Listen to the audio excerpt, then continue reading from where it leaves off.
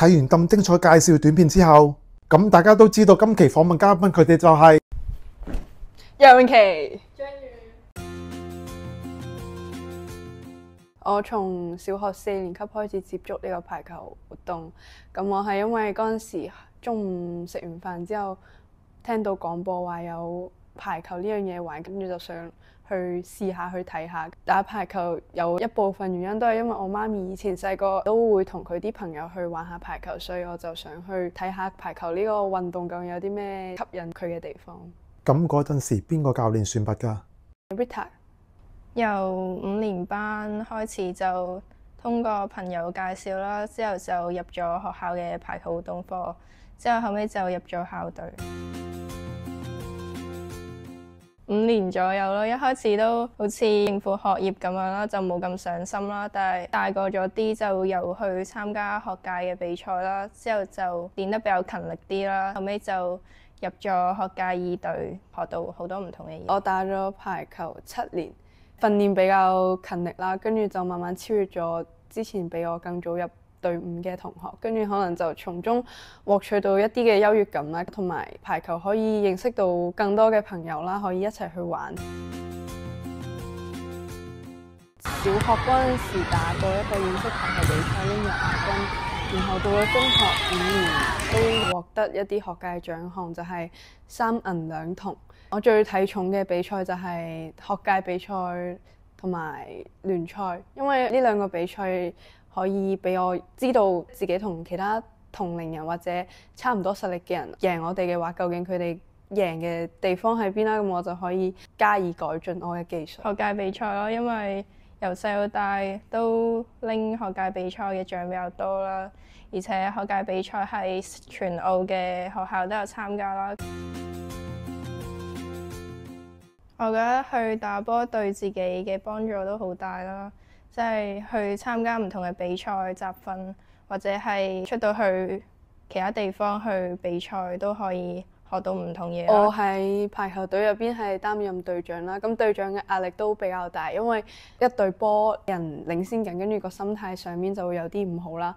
咁隊長呢個時候就要穩住隊友嘅心態啦。如果唔去開導啲隊友嘅話，啲隊友可能會因為驚而唔敢去發揮自己啦。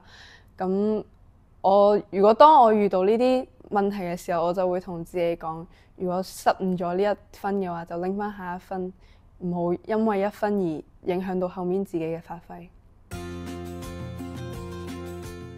平時一個禮拜練4日波，跟住大概係2個鐘左右。咁平時練完波都7點幾，跟住翻到屋企可能就8點，咁都係比較夜嘅，所以有時我會提早去溫習咯。如果真係提早唔到溫習嘅話，都只可以夜晚遲少少瞓。1個星期練5日咯，之後大概都係2個鐘左右。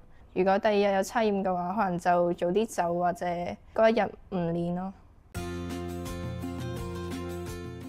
自己嘅技術要好啦，同埋要夠穩定咯，遇到大型嘅比賽都唔可以驚咯，積極啲去訓練咯，去進步。我認為除咗技術之外，仲要有心態咯，因為就算你技術好好，如果你到時上到場面對可能比你更勁更高嘅對手，如果呢個時候你自己嘅心態俾人哋嚇親或者打敗咗嘅話，咁你就完全發揮唔到自己本來嘅實力。下一個目標就係帶領隊友再次企喺學界女子 A 組排球比賽嘅頒獎台上面啦，亦都希望下年可以衝擊冠軍。希望下一年都可以繼續攞獎啦，同埋技術可以再上啲咯。我覺得可以同其他學校可以有多啲交流啊，打下友誼賽之類。希望可以俾更加多嘅同學認識到排球呢個項目啦，因為我見排球隊多數都係同學嘅家姐或者屋企人有曾經打過排球，或者係經過佢哋嘅朋友推介佢哋先會入排球。同埋排球嘅場地有啲受限，因為我哋平時練波係中學、小學一齊練，搞到好容易我哋呢啲大嘅就唔小心打到啲小朋友。首先最多謝嘅就係我屋企人啦，因為我屋企人係無條件咁支持我去打排球啦，就算打得唔好，或者有時排球壓力會比較大，跟住就可能會唔開心，跟住我屋企人都會去安慰我。再嚟就係多謝我嘅師姐啦，我啲師姐教識咗我好多唔同嘅技術。最想多謝屋企人咯，因為平時訓練到好晏，佢哋都會等埋我，或者係平時比賽啊都會去鼓勵我咯。練多啲波咯，同埋練波嗰陣時專心啲。希望可以喺日後喺澳門大學體育館度睇到你哋。如果你哋可以企上澳門大學呢一個場嘅話，我一定會嚟支持。想做教練、運動員，因為我想將排球帶俾更多人認識。中意打波，多啲人咯，一堆人，意志，體能咯，女教練，女教練。因為我覺得男仔同女仔嘅思維有啲唔同，所以女教練可能會更加明白我哋諗緊啲乜嘢。